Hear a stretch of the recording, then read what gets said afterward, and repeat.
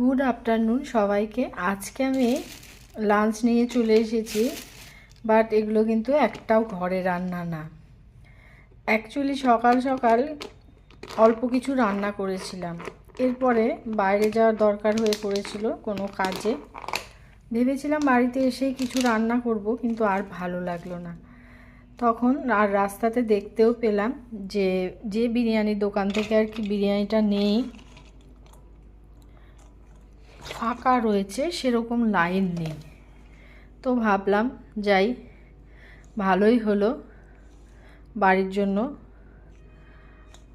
নিজের জন্য মাটন বিরিয়ানি নিয়ে নেই।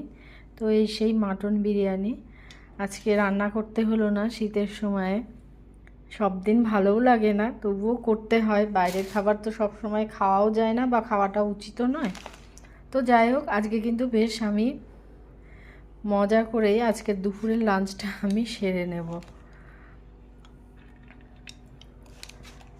তো আমি বেড়ে নিচ্ছি। এটা হচ্ছে ফ্যামিলি প্যাক, যেটা আর কি, এতে 2 পিস মাটন থাকে, একটা আলু থাকে, আর একটা ডিম থাকে।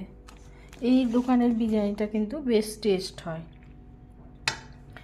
আর বাইরে গেলে আমি তো মিষ্টি আনবই, মানে চিনি না খেলেও মিষ্টি না কিনলে আমার ভালোই লাগে না।